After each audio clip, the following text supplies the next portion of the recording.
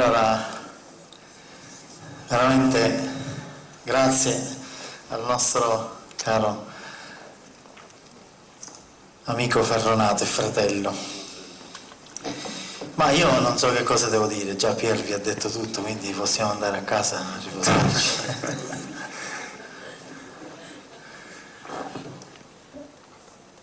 Posso solo dire quello che sento. Per la verità, siccome stavo facendo, dove sono ospite, 4 chiacchiere ricordando il passato, quindi rimango in quell'ambiente armonico di amicizia e di dialogo fraterno che abbiamo sviluppato con gli amici, i fratelli spirituali che si trovavano a tavola con me, e ricordavo, non so perché eravamo arrivati a quel discorso, Pier Silvano, un po' a ritroso della mia vita, e quindi magari lo faccio anche con voi, promettendo di dare il messaggio e di dire qualcosa di serio in questa conferenza, in questo incontro dove oggi sicuramente poi io ho visto i relatori, ho seguito in parte da casa per streaming prima di viaggiare oggi pomeriggio, quindi veramente la battuta non è tanto uno scherzo, credo che voi avete già ascoltato tutto quello che in un pomeriggio di sabato si può ascoltare in un convegno dove si parla di temi profondamente importanti, diciamo di temi spirituali e di discorsi, chiamiamoli così, alternativi, e che voi non sentite, come già vi è stato detto bene sicuramente da Pier Giorgio, mai, quasi mai in televisione.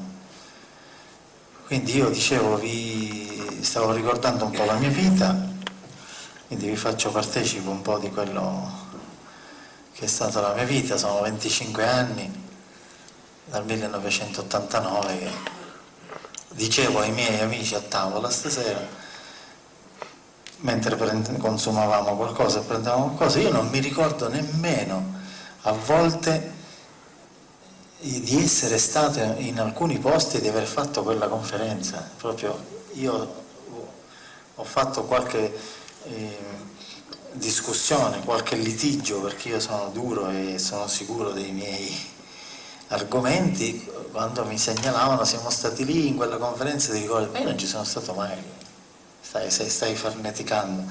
Invece poi mi fanno vedere le fotografie, era vero, ero io.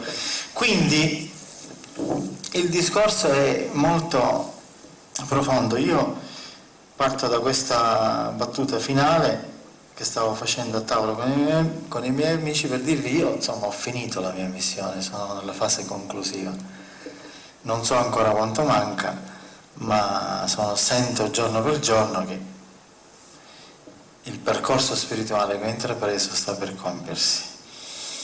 Cosa devo fare lo so, fino alla fine. Io sono nato in questo mondo e con me moltissimi persone, e non credo di sbagliare, credo tutti voi, o forse quasi tutti voi che stasera siete qui, possiamo dire noi siamo nati con una missione ben precisa.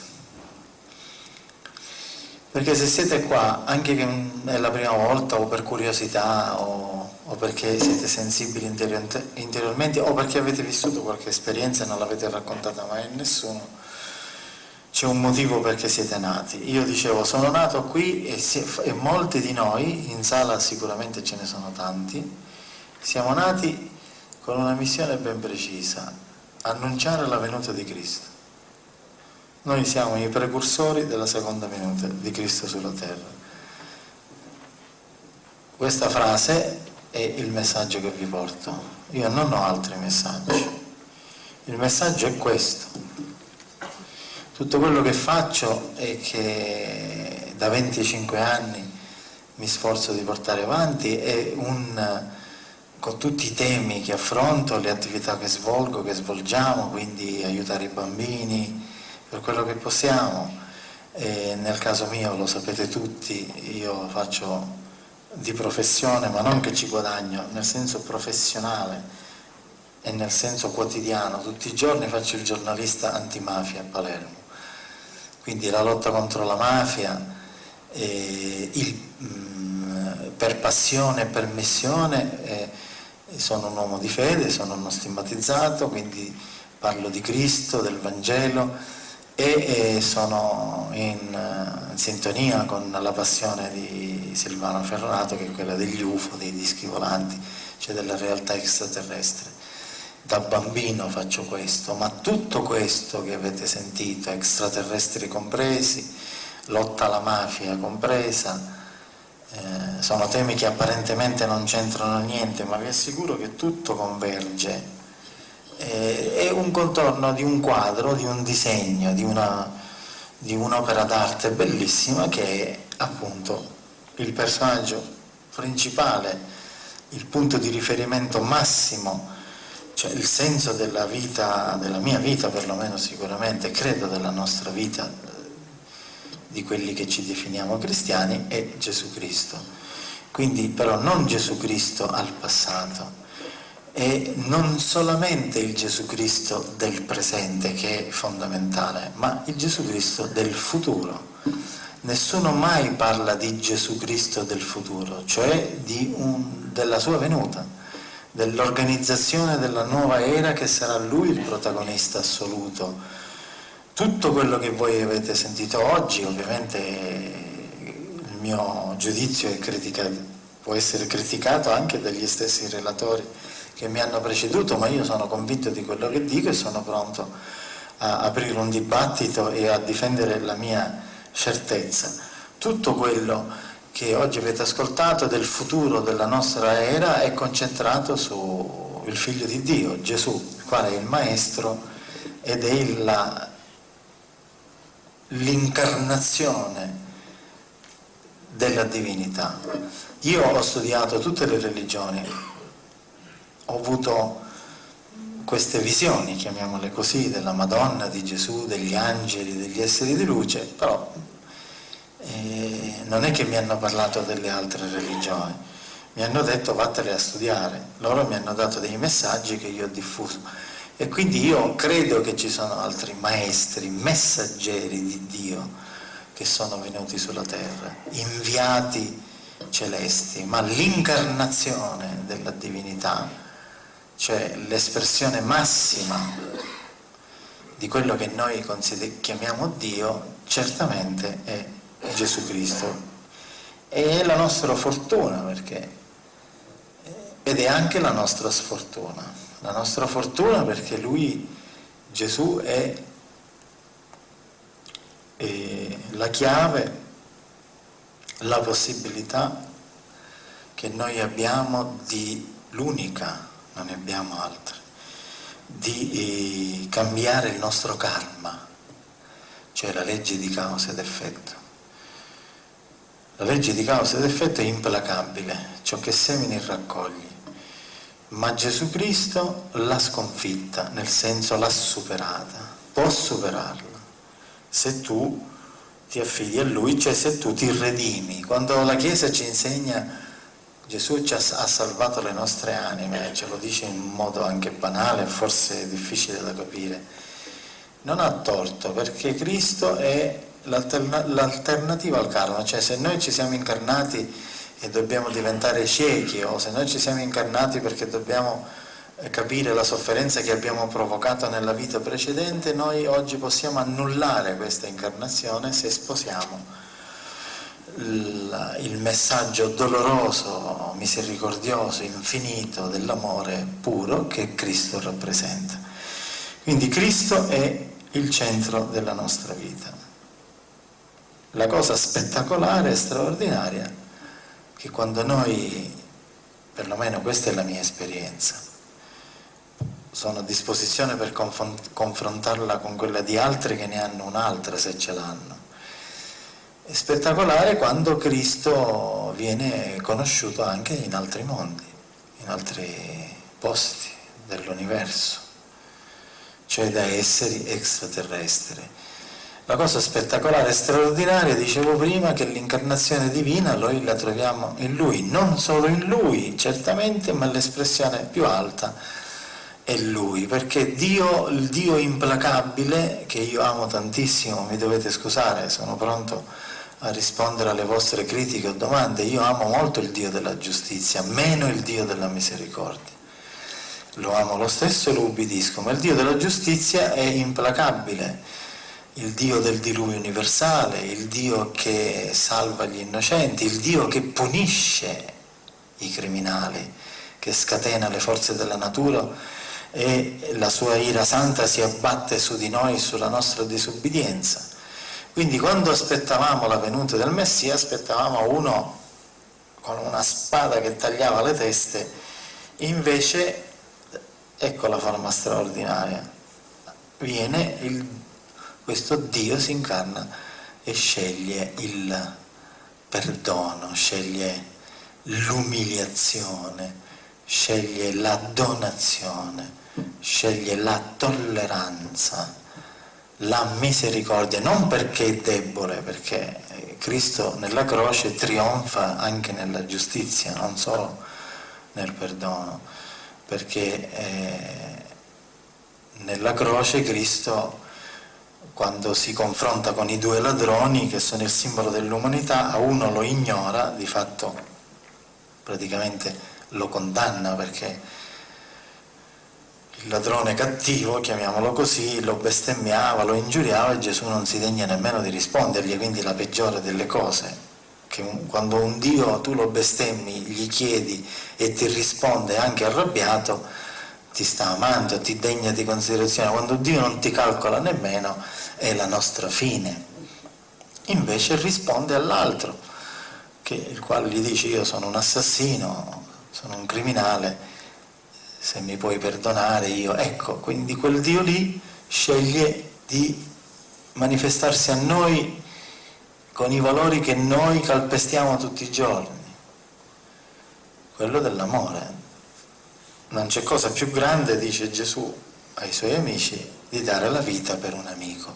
Non c'è cosa più grande di dare la vita per i tuoi amici. Quindi questo Cristo è il Cristo che io servo. Tutto il resto è solamente una scelta per poter mettere in pratica gli insegnamenti di Cristo. Questo segno che... Non mi fate la domanda perché ho questo segno, non lo so, questo segno che porto della crocifissione di Cristo mi ha insegnato che Lui è la nostra certezza. E quindi io sono qua perché aspetto che Lui ritorna, non ho motivi per essere in questo mondo, non ci sono altri motivi. Questo mondo è destinato a cambiare, tutto quello che vedete giorno per giorno, che sicuramente Pierre vi ha indicato come sofferenza del mondo, gli inganni del mondo, le guerre del mondo, è destinato a cambiare. Noi dobbiamo avere la fede che questo succederà e noi dobbiamo dare la vita affinché questo possa accadere. Noi non possiamo salvarci solamente se sposiamo l'idea di Cristo, non è sufficiente, noi dobbiamo essere in prima linea. Il Vangelo non è una teoria o una preghiera solamente, il Vangelo è azione, l'azione di tutti i giorni. Quindi Lui ritornerà, vi sto dicendo da quando sono arrivato, vi sto dando questa profezia, quindi è giusto che voi sappiate anche come ritornerà. Lui ritornerà personalmente con il suo corpo resuscitato di 2000 anni fa, scenderà dal cielo così come è scritto nel Vangelo, con potenza e gloria, sulle nuvole, dice il capitolo 24 di Matteo. Le nuvole sono le astronavi extraterrestri, secondo noi. Possiamo sbagliarci, lo vedremo quando succederà. Se non succederà, vi assicuro che mi presento qua e dico: mi sono sbagliato. ma non è tanto il fatto se le nuvole sono gli UFO o meno, possono essere anche le nuvolette. Noi diamo un'interpretazione più moderna perché nella Bibbia ci sono molte esperienze di questi esseri di luce, di queste sfere, quindi secondo noi oggi che siamo nel 2014 possiamo capire meglio l'universo, non è escluso che Dio si possa servire o Cristo di un'astronave extraterrestre per manifestarsi. Scusatemi, se si è servito di un corpo umano per manifestarsi agli uomini, perché ci dobbiamo stupire se si serve di una macchina?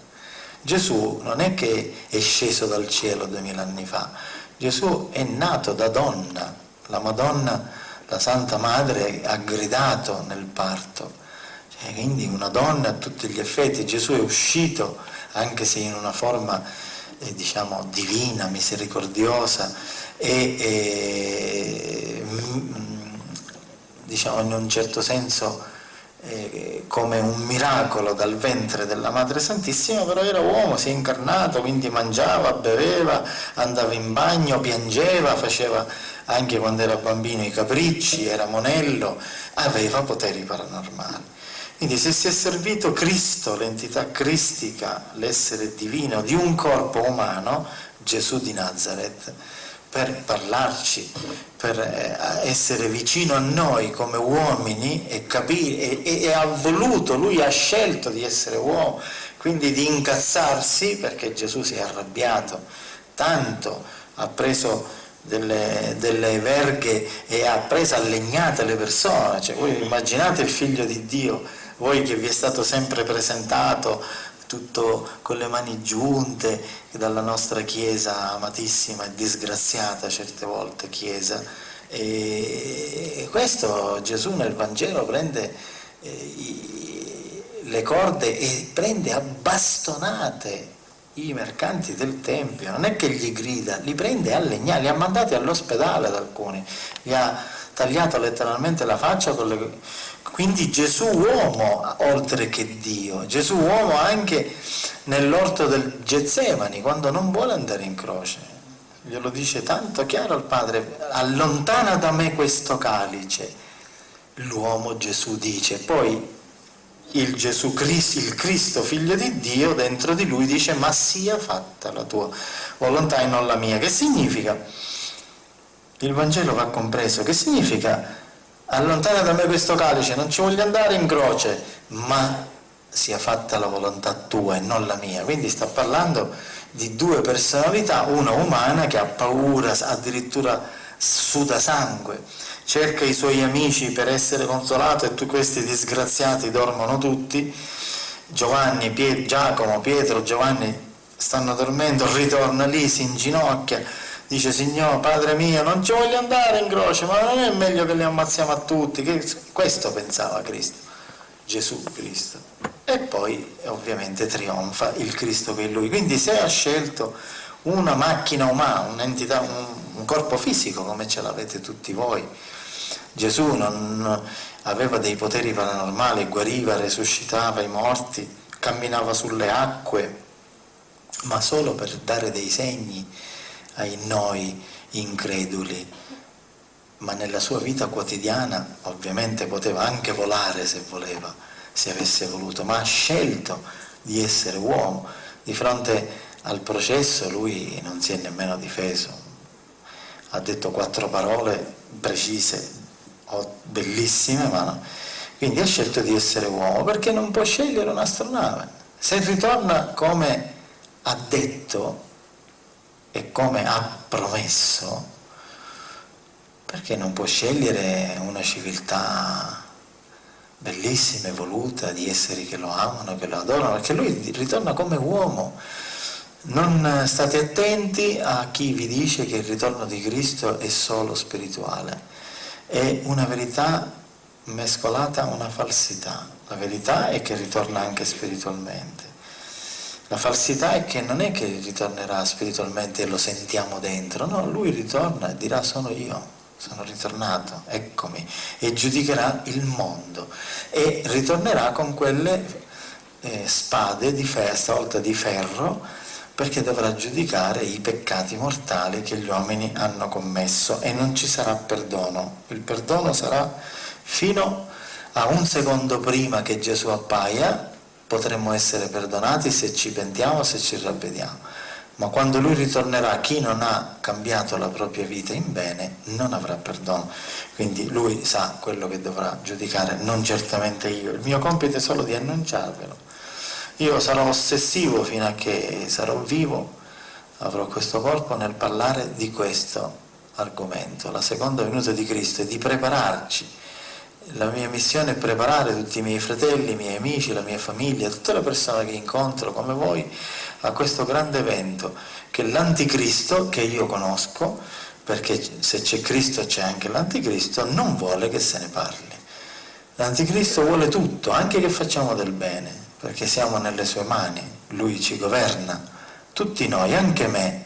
L'unica cosa che possiamo fare è fare resistenza, come i partigiani facevano da queste parti, che c'era il nazismo, non potevi fare niente contro il nazismo, potevi solo resistere.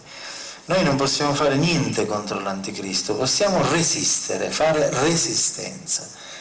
Con questa resistenza noi possiamo sentirci degni e vivere a testa alta e cercare di affiliare alla resistenza, quindi far diventare partigiani della resistenza tutte le anime che incontriamo. E la cosa straordinaria non è che tutti devono fare parte della nostra religione, la resistenza riguarda l'occupazione che abbiamo adesso del male nel mondo, nel nostro governo, nelle nostre istituzioni, in altri paesi. Resistere, cercare di risvegliare la gente al valore e al senso della giustizia soprattutto, e ovviamente poi dell'amore e della fratellanza.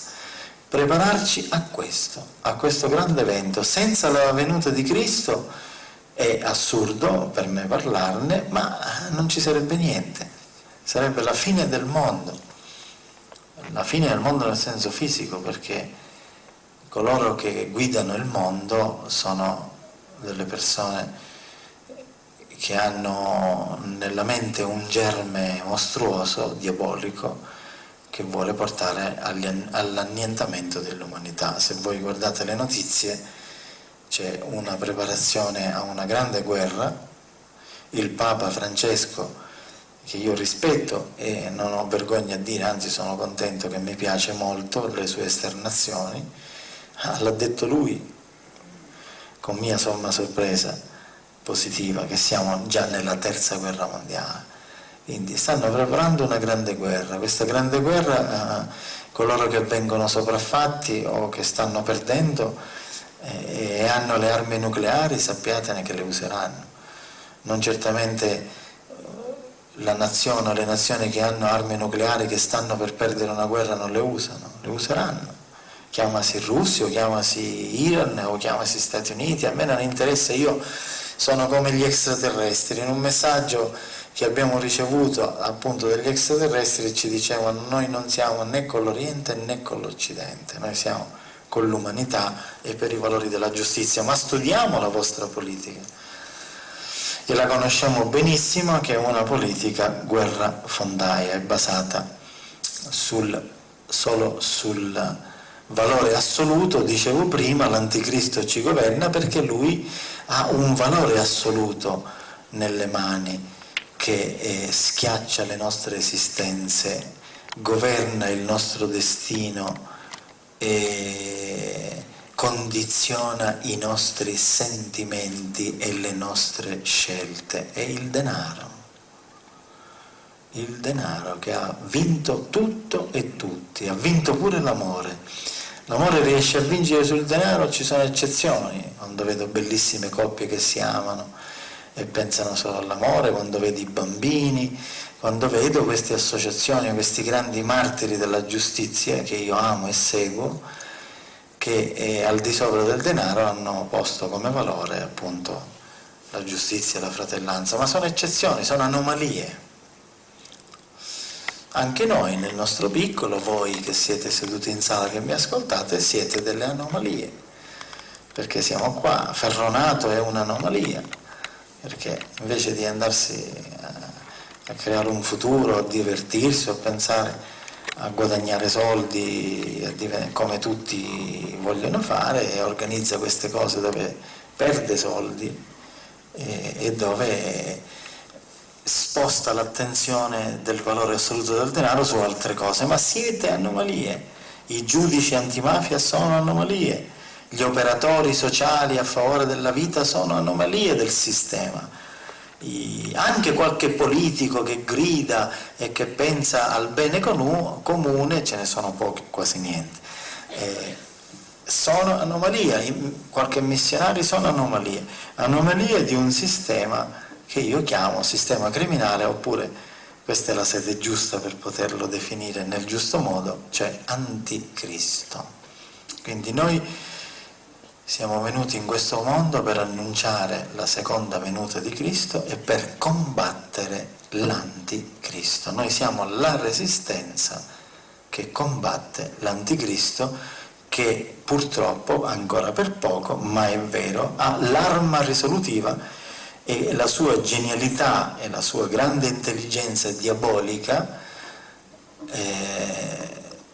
con la sua grande intelligenza diabolica, è riuscita a mettere questa arma risolutiva e quindi la bomba atomica a sua disposizione, è riuscita a metterla persino dentro le nostre tasche e imporci di usarla anche contro di noi e contro le nostre famiglie. Noi possiamo solo usare quest'arma risolutiva, qualora ne avessimo la possibilità, e purtroppo non ce l'abbiamo, di fare del bene con il denaro. Solo questo possiamo fare. Infatti tutti quelli che vogliamo fare del bene, tutti voi sicuramente, siamo quelli che non hanno soldi. Perché? Perché il valore assoluto del mondo a noi non ci interessa. E nel momento in cui, vi assicuro, lo dico per me, io lo dico a me stesso, nel momento in cui dovessimo avere la possibilità di arricchirci in milioni di euro, sarebbe una tentazione. Non ne sono sicuro. Guardate, io sono molto provocatore, sono molto schietto, non ne sono sicuro io, se avessi i soldi che c'ha Berlusconi, se io rimanessi lo stesso. Non lo so, veramente non lo so. Potrei diventare un altro, potrei diventare un impostore, potrei diventare tutto meno quello che sono, come sono adesso, che vivo alla giornata come vivete voi. Non mi manca niente, grazie a Dio, rispetto ai bambini che muoiono di fame, ma certamente non siamo ricchi. Ecco perché Cristo, in un certo senso, lo capisco, ci fa stare lontani da questa tentazione, perché è una tentazione, vi assicuro che è una grande tentazione, ed è l'arma che usa il diavolo per schiacciarci. Quindi noi siamo la resistenza. Chiusura di questo monologo, che sicuramente vi ha annoiato. Noi dobbiamo appoggiare i giusti, tutti i giusti che ci sono nel mondo, noi dobbiamo schierarci con loro. Noi dobbiamo aiutare chi soffre, chi non può esprimere un'opinione, chi non può mangiare, se sono bambini, soprattutto bambini.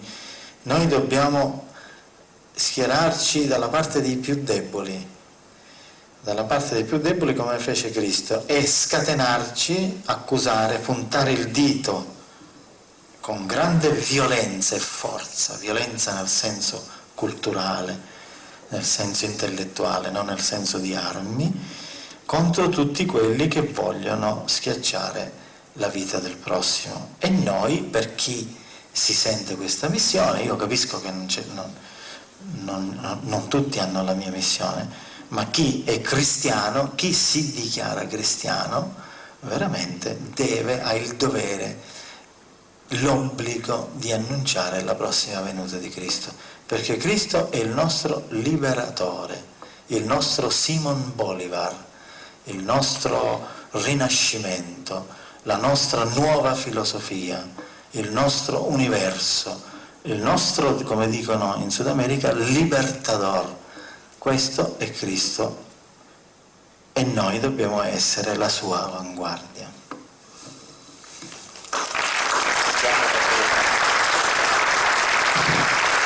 Allora, se ci sono delle persone, penso di sì, che hanno voglia di fare qualche domanda specifica a Giorgio o anche a Pier Giorgio, visto che hanno i nomi simili, qualcuno... Ok? Non fate altro che alzare la mano, io corro da voi con calma perché ho 68 anni e vi faccio parlare. Alzate la mano pure, ok, perfetto. Ho detto per scherzo, corro, cammino veloce. Grazie Silvano. Vorrei chiedere una puntualizzazione. Mi piacerebbe capire, quando Giorgio ha detto possiamo fare qualcosa, dobbiamo, tra le varie possibilità e opzioni che ci hai dato, dobbiamo aiutare i giusti. Sì. I giusti, hai detto anche che sono un po' dappertutto. Come facciamo noi a riconoscere i giusti? Perché a me è giunta anche una serie di messaggi del tipo il diavolo ha tante facce, si maschera anche che può sembrare anche giusto. Quindi certo. Ecco, riconoscere i veri giusti non è facile. La nostra umanità ci rende così piccoli che di fronte alla malignità, al male c'è un divario enorme, quindi è difficile conoscere. Sì, ti capisco, infatti adesso ti rispondo. Grazie. Guarda, caro, raccogliamo qualche altra domanda, poi rispondo. Ma per me è più facile così, bene, poi anch'io sono vecchio, mi dimentico. Esatto, sì. Più di 25 anni, visto che il tuo 25esimo... Sì, più di 25 anni, sì. Qualcosina in più. Sì. Solo più del doppio. Sappiamo che hai fatto... Allora, carissimo, paradossalmente la situazione nel mondo è diventata così nefasta, però siccome la tua domanda è pratica, riduciamola un pochino la geografia, parliamo del nostro paese, perché siamo qua, ci saranno giusti anche in Australia, ma noi non abitiamo lì. Allora, talmente la situazione è diventata grave, nefasta, perversa, che riconoscere i giusti è diventato facile. Era difficile quando c'era il falso mescolato con il vero. Adesso il falso, diceva il grande Giorgio Gaber, il falso è così sfacciato, così assurdo e così stupido nella sua banalità, perlomeno per quello che vedo io, che è facilissimo riconoscerlo. Quindi tu, quello che ti raccomando e raccomando a me stesso e a tutti noi, è di avere discernimento, studiare, non farsi subito incantare dal suonatore di pifferi che fa alzare il serpente, ascoltarlo, valutarlo e vedere che cosa fa, cosa non fa il presunto giusto. E quindi io ti posso aiutare, perché lo faccio anche come mestiere, io faccio il giornalista di inchieste giudiziarie, quindi un pochino devo capire dove è il bene, dove è il male, dove c'è la mafia, dove non c'è. Quindi guarda, intanto il giusto è sempre perseguitato da tutti, anche dal proprio ambiente, ed è solo, non è sponsorizzato da nessuno. E quindi quando vedi a uno che magari sta facendo delle cose, sta cercando la verità, sta additando il potere, cerca la verità dove gli altri non l'hanno mai cercata, la espone al pubblico, non è ricco, fa solo il suo lavoro, già poi sicuramente definirlo un giusto. Quindi quando vedi però i potenti che si vestono da ministri, che si vestono da uomini giusti, che fanno il bene comune, perché sai, per esempio un Presidente del Consiglio è un uomo giusto per la Costituzione, per il ruolo che lui esercita, ma se poi questo, invece di fare il bene comune, fa i propri interessi, invece di trattare e cercare di trovare, avere il bene ai cittadini, quindi le pensioni, il lavoro, la sanità, si mette a trattare con la mafia, cioè con Berlusconi, quello non è un uomo giusto, quello è un arrivista, un ambizioso, un impostore. Mi spiego? perché noi abbiamo uomini giusti come Don Ciotti, faccio dei nomi generici, quelli più famosi, perché ci sono anche la madre Teresa, quella che sta in Sud America, è una donna giusta, ma non la conosci. Parliamo di persone che siano... Don Ciotti è un uomo giusto, un uomo che il male ha indicato come abbatterlo, perché Rina l'ha condannato a morte, il giudice Di Matteo è un uomo giusto, padre Zanatelli è un uomo giusto, insomma ci sono tanti uomini giusti, e seguirli, imbracciare le loro cause, anche se non puoi stare vicino a loro e diventare amico, ma seguire i loro insegnamenti, il loro esempio.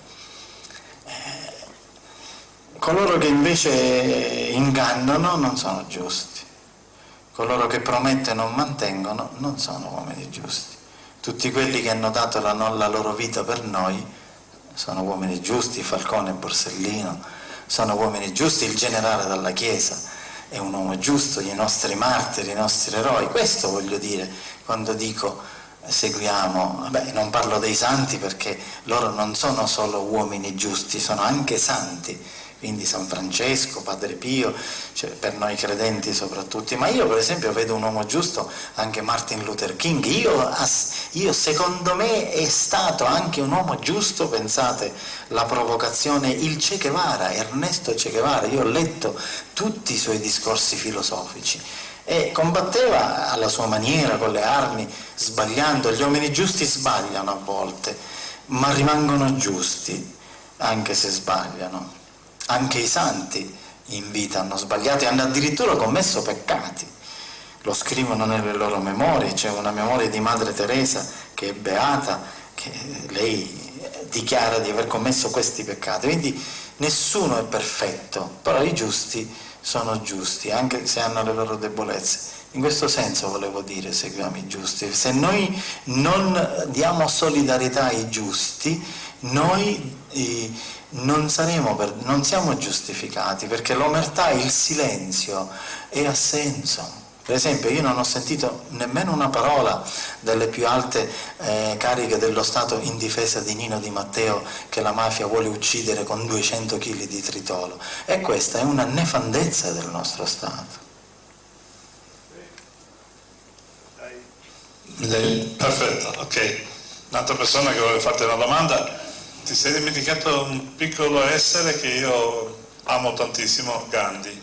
Grazie caro, non me lo sono dimenticato, me l'hai ricordato. Me lo sono dimenticato, me l'hai ricordato tu. Buonasera, sono Cristiano. Grande rivoluzionario tra l'altro nella sua non violenza. Buonasera, sono Cristiano. Volevo chiederti. Sei cristiano di nome e di fatto? No, di nome. Di nome perché non mi piace. Ho capito. Ok.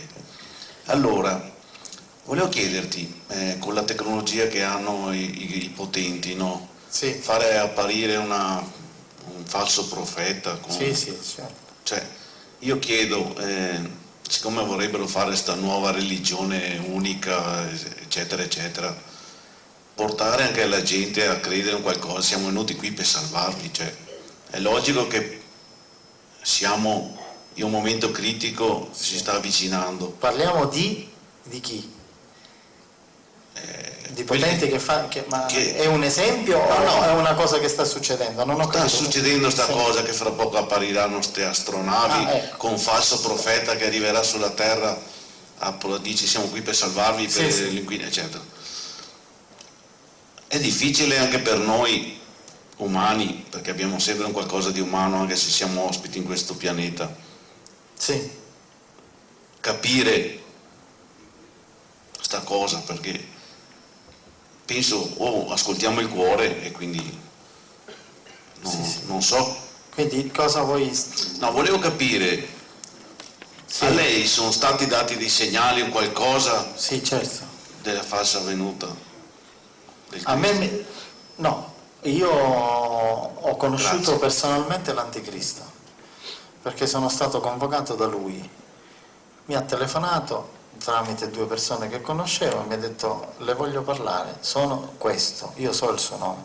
Io non ci volevo credere, perché io avevo ricevuto un messaggio che l'Anticristo è sulla terra e si chiama Tizio e Caio, non vi posso dire però il nome.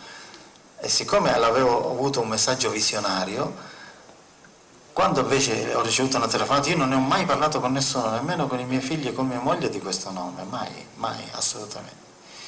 Quindi sono andato a Roma, perché lo posso dire questo, in una grande villa, e lei è una persona fisica, non è un extraterrestre, è un grandissimo imprenditore che non ama mai farsi vedere nelle televisioni, ma ha nelle mani mezzo mondo, 3/4 di mondo. Quello è il falso profeta, non sono gli extraterrestri il falso profeta. E lei deve capire una cosa, caro amico, che cosa mi ha offerto? Mi ha offerto un sacco di soldi che ho rifiutato e mi ha detto che mi avrebbe aiutato su tutte le iniziative che io sto svolgendo, quindi aiutare i bambini poveri, la lotta alla mafia in Sicilia, gli UFO e gli extraterrestri. Mi ha chiesto solo una cosa e gliela dovevo mettere per iscritto, firmata, per contratto: non devi parlare della seconda venuta di Cristo,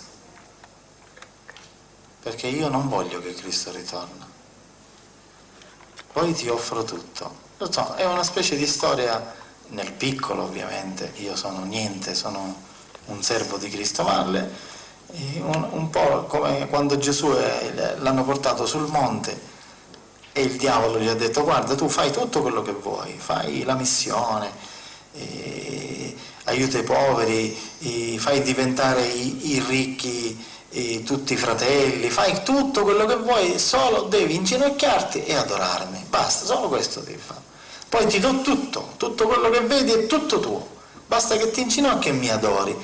E Cristo gli ha detto: vattene Satana, perché il trucco era quello, cioè sottometterci a lui, al male. Quindi io le posso parlare per esperienza diretta, non mi risulta che esseri di altri mondi vengono qui per... Ecco, sì, infatti le volevo spiegare che vogliono conquistarci. Mi risulta che esseri di questo mondo stanno preparando, e lo vediamo tutti i giorni su quello che ci propongono e ci propinano nella televisione. Se lei guarda la televisione, io non la guardo mai, ogni tanto la guardo, io le mie informazioni giornalistiche le guardo su cose serie. La televisione è diventata una barzelletta o un elettrodomestico nefasto. Se lei guarda la televisione e vede, fa un esperimento, io l'ho fatto 12 ore continuamente, ma lo deve fare, 12 ore, si alza la mattina dalle 10 fino alle 10 di sera e non si alza mai, mangia lì e guarda continuamente la televisione e si concentra perfettamente su tutto quello che vede. Lei ha visto solo una menzogna, perché quando si alza e scende sotto casa il panorama della realtà è all'antitesi. Nella televisione le viene offerto tutto bello, tutto pronto, e addirittura con inganno le vengono offerte cose che lei non potrà avere mai, perché non abbiamo quella possibilità economica, è tutto finto. Quindi questo è vero, ha ragione, questo è il falso profeta. E quindi noi dobbiamo, come ho detto prima, fare resistenza, non possiamo fare altro, in attesa, per noi credenti, della venuta di Cristo. Per chi non è credente lottiamo insieme e facciamo resistenza. Mi hai dato una pugnalata sul cuore. Io stasera sono preoccupato e non posso vedere Ballando con le stelle. Vabbè, qualche programma insomma si può anche vedere. Buonasera, io volevo fare 2 domande, ma ad una ha già risposto, perché volevo chiedere appunto se l'anticristo era una persona o se erano un gruppo di persone. Sono un gruppo di persone che una persona come amministratore delegato rappresenta. Ok, grazie. E poi un'altra cosa, come in questa sala noi siamo in pochi rispetto ai posti disponibili, questo vuol dire che nel momento della venuta di Gesù saranno pochi quelli che saranno pochi giusti, quelli che si salveranno? Purtroppo sì, guardi, noi siamo 7 miliardi e togliamo 4 miliardi di persone per essere positivisti, ma possono essere di più, 4 miliardi che non sono in grado di intendere e di volere, perché non hanno da mangiare, non hanno l'acqua, sono persone che hanno malattie per colpa nostra, vivono in posti schiacciati da dittature, da guerre, quindi 4 miliardi lei li può considerare, non lo so se giusti o peccatori, innocenti è la parola più giusta, innocenti. Gli altri 4 miliardi, che siamo noi, signora, anche lei e io, si salveranno 7-8 milioni di persone, non di più. Quindi il panorama è molto brutto, bruttissimo. A meno che non c'è una presa di coscienza, che io non la escludo, che coinvolga la società civile di questi 4 miliardi di persone che vivono sparse in Europa, negli Stati Uniti, in Russia, in Asia, e li faccia risvegliare a valori completamente all'antitesi di quelli che in questo momento segue, quindi il denaro, la lussuria, la ricchezza, la criminalità, schiacciare il fratello, sopraffarlo, l'invidia, gelosia e quant'altro, odio. Perché vede, io ho un'opinione, non mi fraintendete, e nemmeno gli amici della Lega mi fraintendono. Io ho un'opinione che il povero che è in grado di intendere, di volere e non fa il suo dovere è peggio del ricco, è peggiore, viene castigato in una forma molto più violenta, perché il messaggio di Cristo è per il povero. Cristo è venuto per i poveri, per i senza tetto, e quando i poveri anelano a personaggi come Berlusconi, anelano, o alla mafia, ai mafiosi, voglio diventare come a zio Totuccio, e sono povero e miserabile e sono miliardi, e quello è una sconfitta per noi tutti. Quindi la giustizia di Dio non guarderà il povero e il ricco, guarderà le azioni. Un ricco che ha fatto buone azioni andrà in paradiso, il povero che ha fatto buone azioni, cioè si salverà e erediterà la terra, il nuovo regno. Il povero che ha fatto cattive azioni, il ricco che non ha fatto cattive azioni saranno scartati. Quindi questo è il panorama. Siamo pochi, perché se le ho detto la percentuale dei possibili salvati, io non lo so nemmeno io se sarei, nemmeno lei, dipenderà dalle nostre opere. Se nel mondo sono 10 milioni quelli che in questo momento sono in grado di realizzare una civiltà basata sull'amore, è ovvio che qui comunque il problema è maggiore, signora, perché in altri posti come il Sud America questa sala era piena e la gente stava fuori ad aspettare di entrare, come succede a me quando vado in Sud America. Ti do un'informazione: del gruppo ufologico del Veneto fanno parte 500 persone, e quindi ho spedito circa 225 mail, e quindi poi ci sono anche altre persone che si collegano a queste, perché magari è un familiare, quindi mando solo uno, e ho spedito altre 250 lettere, perché quelli che non hanno il computer, non hanno la mail, mi hanno dato l'indirizzo e io li spedisco a casa. Abbiamo fatto dei ci credo, no? volantini, tutti quei manifesti, locandine, li abbiamo appesi in giro per i paesi dove noi siamo vicini, non è che possiamo andare tanto lontano. Comunque è un grande successo, perché siamo tanti, per quello che c'è in giro stasera, siamo tantissimi. Io non mi lamento, ecco, devo Nemmeno dire questo. Prima avevo parlato di profezie, in particolare quella di Fatima, quindi con distruzioni qualcosa, no?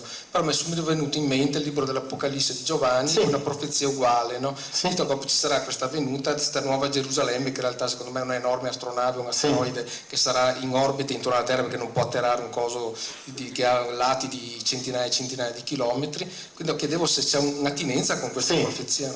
L'attinenza del messaggio di Fatima è in strettissima relazione con l'Apocalisse di Giovanni, quindi sì, è così, assolutamente. Quello che accadrà però non sarà la fine del mondo, attenzione, il mondo non finirà, ci saranno delle catastrofi naturali che non sono del tutto naturali, sono naturali, ma in un certo senso c'è una mano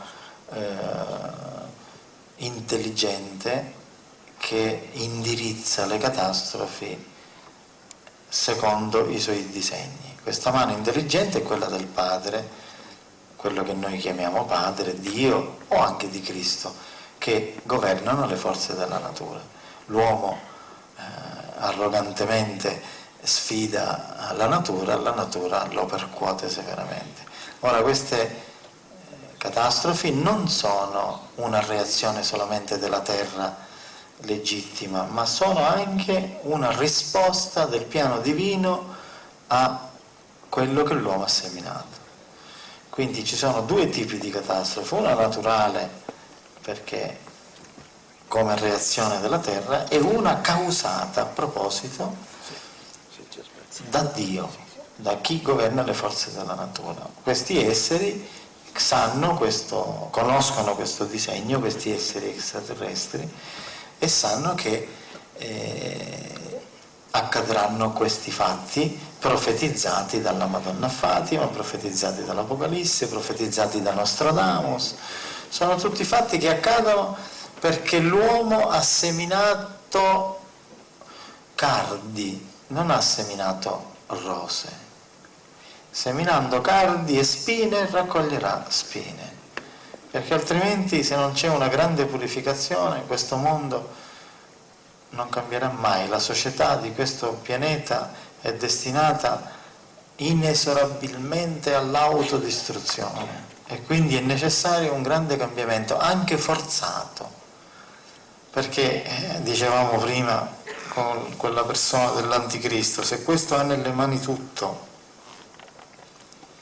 comprese le bombe atomiche, se le hanno costruite le bombe atomiche possono pure usarle, le hanno già usate a Hiroshima e Nagasaki.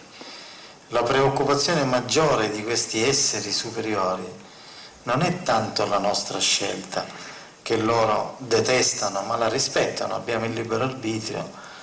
Quella preoccupazione è che noi possiamo abusare del libero arbitrio e distruggere il mondo, distruggere il sistema solare. Perché se abbiamo un potenziale nucleare tale che noi possiamo far uscire dall'orbita il pianeta Terra, dalla nostra orbita, a causa delle deflagrazioni nucleari. Quindi se noi abbiamo la possibilità, è una possibilità assurda, forse non lo faranno mai, ma siccome ci sono ancora 30.000 testate nucleari sulla Terra, anche che ne esplodono solo il 10%, 1.000 o 2.000, noi distruggiamo il mondo, si figuri con 30.000. Se distruggiamo il mondo rischia il nostro pianeta di uscire dalla sua orbita naturale. Se esce fuori dalla sua orbita naturale può invadere l'orbita di un altro pianeta, quindi il sistema solare va in caos e quindi il Sole ha delle reazioni violentissime, in sostanza può esplodere e diventare un buco nero. Ecco questo, e quindi poi una cosa a catena può disturbare altri sistemi solari. Quindi noi siamo dei virus, come nel nostro, l'universo, il nostro corpo è un universo in miniatura. Se una cellula impazzisce, o una macromolecola, una ghiandola endocrina, il fegato va in palla, è ovvio che mette a rischio la vita di questo universo, perché l'universo è un grande corpo macrocosmico, ha il suo sangue che è lo spazio, le sue cellule sono i pianeti, le macromolecole sono i soli, le stelle, gli spermatozoi sono le comete. Quindi Dio ha il suo corpo. Se c'è un virus in una cellula, un virus cancerogeno che si chiama uomo, che noi siamo diventati un virus, e può far ammalare la cellula terra, quindi farla diventare cancerogena, è logico che mette a repentaglio l'esistenza del corpo nostro biologico. E allora le assicuro che Dio ci distruggerà, non permetterà a questo virus di distruggere la sua creazione. Lei cosa fa quando si ammala? E ci sono dei virus che attaccano il suo corpo, il suo sistema interno, che è il più importante. prende le medicine, se ce la fa da solo con gli anticorpi va, e che cosa fa? Dobbiamo essere onesti, li ammazza, li uccide, li fa a pezzi. Perché? Perché quei virus possono distruggere la sua intera esistenza. Quindi noi uomini possiamo mettere a repentaglio l'esistenza della cellula Terra, che può inquinare la macromolecola Sole, il quale può mettere a rischio l'ecosistema dell'universo macrocosmico. Quindi gli anticorpi, che possono essere civiltà extraterrestri, vengono mandate da questo cervello e dire: andate dagli uomini e fategli la festa, cioè distruggeteli. Ok. Questa è la verità. Grazie. Una domanda a Pier Giorgio.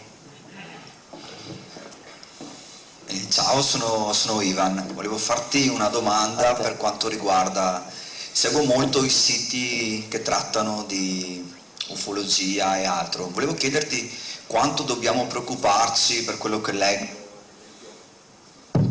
ad esempio per le scie chimiche, il progetto HARP, la sindrome di Morgellon, Sì, quanto c'è di vero in quello che leggo? Sono cose vere, però è una forma nel quale purtroppo la mancanza di cultura sugli argomenti fondamentali di cui ti ho parlato non sono sostanziali, perché noi è inutile che ci preoccupiamo delle scie chimiche del morbo di Morgellon quando il mondo è una catastrofe e noi non facciamo niente per risolvere questo problema, che sono i bambini che muoiono di fame e così via. Quindi quello che dobbiamo temere di più è la reazione della legge di causa-effetto di quell'essere di cui Giorgio ha parlato fino adesso, che è Dio.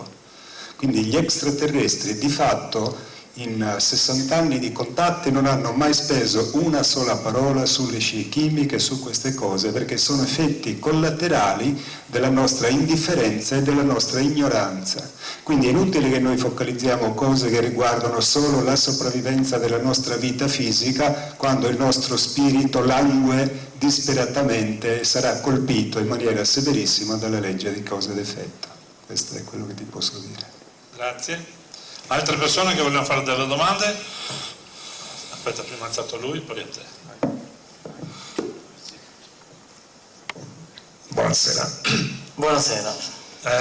Allora, questa venuta di Cristo, la seconda, avverrebbe a distanza di 2000 anni, diciamo, dalla precedente. Sì. Sarà imminente, credo. Sì, E, questo significa che in soli 2000 anni l'umanità è andata così in degenerazione in maniera pazzesca da richiedere una seconda venuta.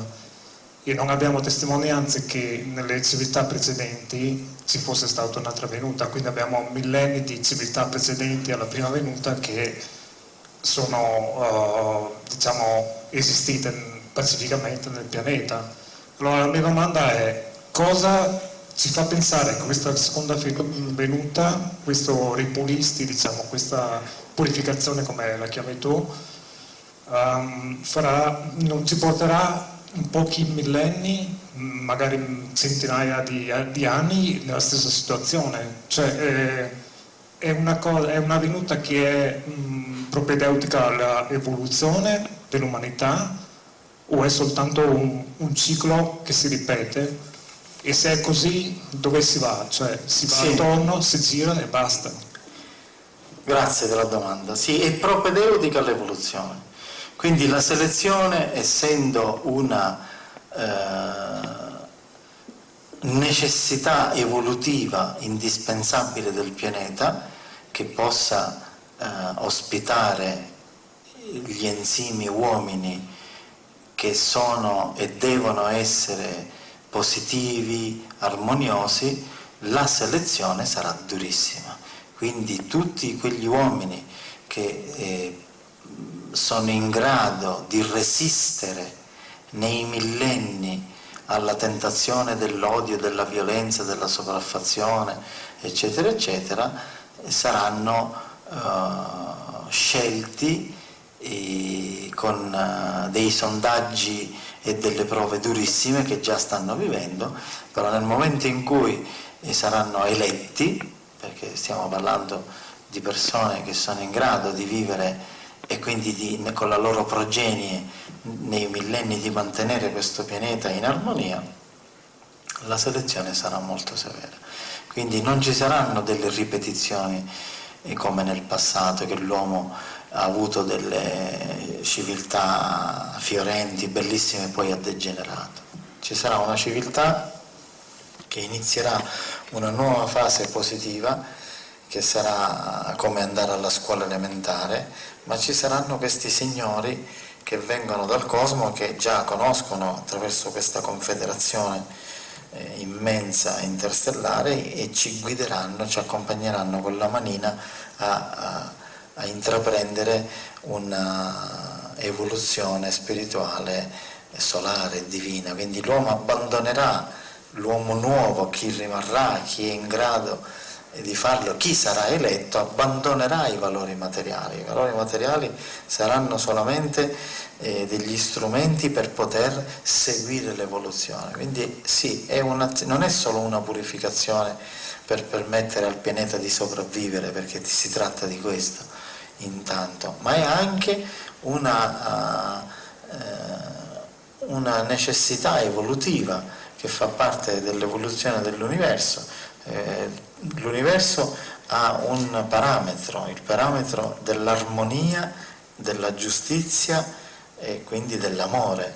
L'universo è creativo, la Terra non può essere distrutta, deve evolversi, e quindi l'uomo, se c'è, come c'è adesso, una maggioranza di uomini che schiacciano la minoranza positiva, si devono creare degli eventi, delle azioni affinché questa minoranza positiva rimanga e la maggioranza va su altri lidi. Questo lo farà, come ha detto lei, come hai detto tu, questo grande evento della seconda venuta di Cristo.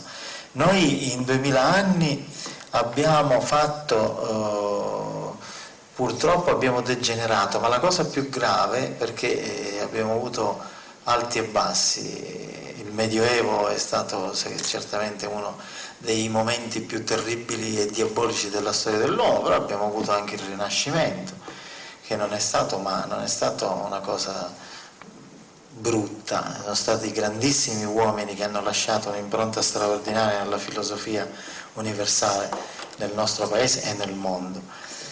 Ma la cosa grave che ti dico è che noi in 100 anni abbiamo fatto siamo riusciti a fare quello che non avevamo fatto in 5.000 anni di male.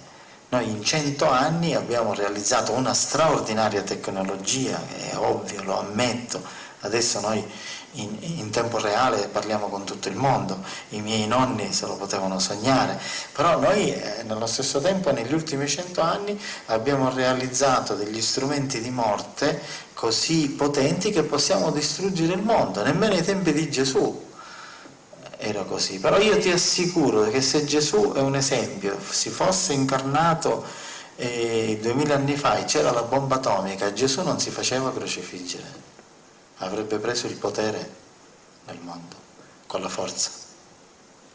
Gesù risponde a Pilato, ti dico questo perché te lo voglio dimostrare fisicamente. Gesù risponde a Pilato quando gli dice: tu sei un re? Sì, sono un re, ma non sono di questo mondo. Se io fossi di questo mondo, i miei soldati mi verrebbero a liberare e ti sconfiggerebbero. Quindi glielo dice chiaro, c'è una cosa chiarissima, lampante. Chi sono sti soldati? Quelli dei quadretti del Caravaggio, degli angioletti? No, sono gente con Gesù fa un'illazione, fa capire che c'è gente concreta che può distruggere l'impero romano in 2 minuti, glielo dice direttamente. Però dice: siccome il mio regno non è di questo mondo, non mi interessa, i miei soldati stanno lì a guardare questo spettacolo drammatico di uccidere un uomo bellissimo, l'incarnazione dell'amore. Siamo stati capaci pure questo, di aver ucciso l'incarnazione dell'amore. Più di questo non possiamo fare di male. Quindi Gesù ha un esercito. Se si fosse incarnato 2000 anni fa avrebbe conquistato il mondo. Oggi abbiamo le armi atomiche. Se è vera la seconda venuta di Cristo, come è vera, verrà e conquisterà il mondo con la forza. Perché voi pensate che scende Cristo e i signori del mondo gli diranno: buonasera signore, questo è il tuo regno, bravo, adesso il petrolio non ci sarà più, i soldi saranno aboliti, le armi non si vendono più, siamo tutti contenti di riceverti. Pensi che faranno così? Diranno: signore, ti aspettavamo, guarda che bel mondo che ti abbiamo dato, siamo tutti in pace, fratelli, siamo tutti, nessuno è ricco e nessuno è povero, siamo tutti bene, i governanti fanno il bene comune, tutti lo applaudiranno e Gesù sarà felice di aver trovato un mondo straordinario. Gesù, se torna come 2000 anni fa, lo rinchiudono al manicomio e buttano la chiave. Gesù torna con un esercito e conquisterà il mondo e dopo ci giudicherà. Lo farà con la forza, non c'ha bisogno di uccidere, farà vedere la sua potenza dove gli stuzzicadenti delle armi russi o americane non potranno fare niente, ma sarà un ritorno autoritario. Questo è che la mia paura di non essere compreso da tutti, anche dai miei fratelli cristiani, anche dalla Chiesa. Il suo non è un ritorno nella misericordia, lo dice nel Vangelo: ritornerò con potenza e gloria e tutte le nazioni saranno ai miei piedi. Scusatemi, se noi dobbiamo tradurlo in un linguaggio moderno, pensate che Gesù torna con le roselline? Oppure se lui torna: buonasera, sono Gesù, fatemi governare il mondo, questi diavoli, assassini, sanguinari, gli diranno: prego signore, si accomodi, governa il mondo, o comincia una guerra inaudita. Siccome guerra a Dio non se ne può fare, Dio in 1 minuto e mezzo conquista il mondo. Ecco, volevo fare una domanda in contrapposizione, ma positiva, al discorso degli extraterrestri. C'è un qualcosa, cosa ne pensi riguardo quello che si sente, riguardo la terra cava, cioè quello che c'è anche al di sotto, i piani, i vari strati, ecco, dal punto di vista sia fisico, spirituale, cosmologico e così via? Hai avuto modo mai di... Diciamo che sono un uomo fortunato, perché io ho detto nei contatti che ho avuto a questi personaggi,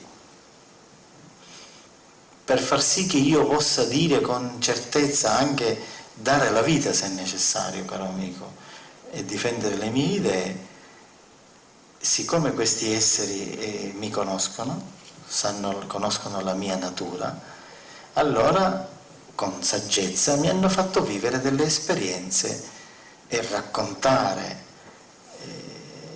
determinati fatti solo se io potessi toccare con mano questi fatti determinati che io devo raccontare. Vengo e mi spiego. Io sono stato nella terra cava, quindi io parlo per esperienza diretta.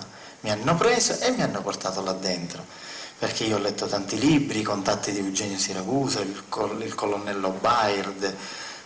Questi, siccome sapevano che io dovevo poi divulgare nel mondo, dice: inutile che gli facciamo leggere i libri, lo prendiamo e lo portiamo là dentro. E mi hanno portato là dentro il 5 maggio del 1990. Mi hanno portato lì dentro e io ho visto tutto quello che c'è nella terra cava. Se vuoi facciamo una conferenza un giorno e te lo racconto sinteticamente.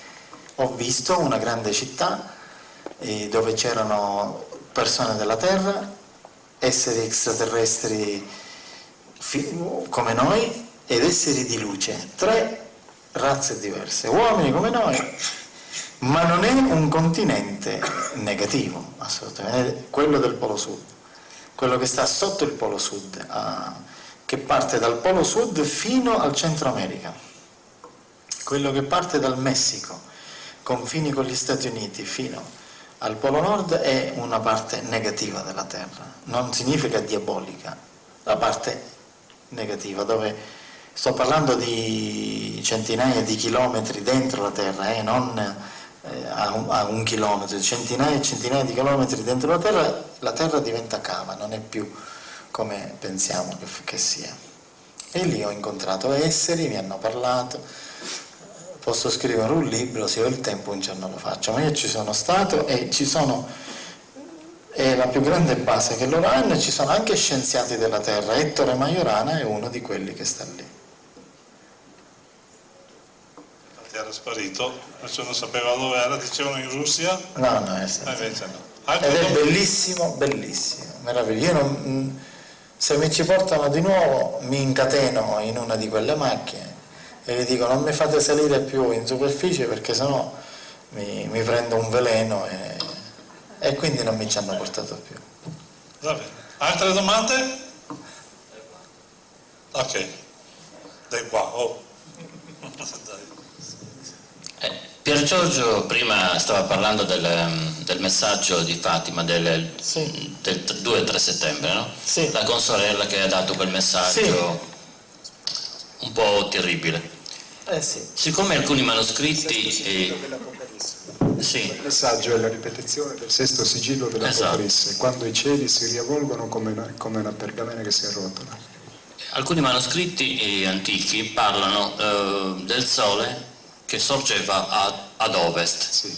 Dunque, un qualcosa sull'asse terrestre può ritornare ai tempi di Noè, che tipo l'asse terrestre si blocca, dunque il mare, come ha detto Pier Giorgio, ritorna. Guarda, io ho scritto un messaggio con dei grafici. Abbiamo i grafici del nuovo assetto del pianeta che ho ereditato, che rispondo proprio con la nuova geografia, che sarà questa. Che ho ereditato da Eugenio Siragusa, io li ho elaborati e sono questi. Eccoli qua. Allora, questa è la traslazione, se spegniamo le luci, del Polo Nord va verso l'Atlantico, quindi è una rotazione, un spostamento di 45 gradi verso est-sud-est. C'è anche il messaggio. C'è anche il messaggio, vari messaggi che ha ricevuto sia Eugenio Siragusa che Giorgio stesso. Il nuovo Polo Nord, vedi, sarà sull'Atlantico, il circolo polare artico lambisce l'Europa, quindi l'Italia andrà sotto. Noi faremo come i cosi Findus, i bastoncini Findus saremo noi. Ovviamente in questa rappresentazione manca la nuova geografia del pianeta, perché comunque il volto del mondo non solo cambierà la posizione, ma cambierà anche il volto del mondo. I continenti non avranno più la stessa forma che hanno oggi, perché a causa dello spostamento dell'asse fisico si scateneranno delle terribili terremoti e maremoti che cambieranno per sempre, cioè cambieranno non per sempre, comunque cambieranno completamente la geografia del mondo. Invece questo è lo spostamento del polo sud, vedi, va verso l'Australia, che sta qui. Vediamolo più in dettaglio, eccolo qui, il nuovo polo sud, quindi l'Australia verrà completamente ghiacciata, diventerà la nuova Antartide, che come sappiamo dalle prospezioni sono in realtà 2 continenti divisi, non è un unico continente, che invece i ghiacci dell'Antartide si scioglieranno e quindi quelle terre... quindi ci saranno anche derive dovute a questo scioglimento dei ghiacci e così via. Comunque la logica qual è? Che essendo le terre emerse attuali ormai totalmente esaurite, sfruttate e inquinate, devono andare sott'acqua per riposare, e la nuova società deve avere un terreno vergine nel quale troverà tutto nuovo. Stanno ricreando le stesse situazioni che abbiamo vissuto a tempi di Noè. Sì, esattamente. Sì, vediamo, questo è il nuovo equatore, vedi? Lo spostamento, lo scivolamento dell'asse farà sì che la Russia va verso l'equatore. Infatti c'è una profezia del monaco santo, lo chiama Papa Giovanni, che dice che i limoni cresceranno a San Pietroburgo. E mandarini, limoni, questa è la penisola arabica, vedi, noi finiamo il circolo polare artico, noi i sopravvissuti ovviamente, questa è l'altra faccia del mondo, vedi, l'equatore lambisce l'America Latina e l'Africa, che è la parte, diciamo, il Nord Africa, che oggi è caldo, quindi sta più giù, va verso il nord, quindi sarà un clima più freddo. Queste sono le nuove cartine del mondo. Ovviamente, come Giorgio ha ben spiegato, in relazione alla domanda che ha fatto il signore lì, non è un fatto ciclico, cioè per la prima volta nella storia del mondo sorgerà una civiltà che non cadrà più, cioè ci sarà un'evoluzione continua fino a che l'uomo raggiungerà e riscoprirà la sua natura divina, la sua deità. Quindi non ci saranno più cadute, risalite, cioè nasce la prima civiltà assoluta dell'umanità terrestre. Ora, siccome le scritture del Vangelo della Bibbia si ripetono, molte si ripetono, purtroppo, a volte nei drammi ma anche nei miracoli. E Gesù lo dice chiaramente che accadrà e nessuno se l'aspetta, come è successo al diluvio universale, che il Signore accennava prima. Ai tempi di Noè, il film che è molto bello con Russell Crowe, ovviamente c'ha un sensazionalismo dove lui combatte con questo criminale, ma in realtà non è così, non lo sapeva nessuno. 4 gatti e tutto l'ammasso di quella massa umana che viene schiacciata dalle acque era ignara completamente di quello che Noè sapeva. Noè lo raccontò a pochissimi, insomma un pochino come stasera, a chi gli capitava, a parte i membri della sua famiglia, di ascoltare, diceva: ho saputo da Dio che ci sarà una grande catastrofe. La maggior parte gli rideva e quei pochi che gli hanno creduto lui se li è portati nell'arca, e poi è successo così, come accadrà anche, non è che le catastrofi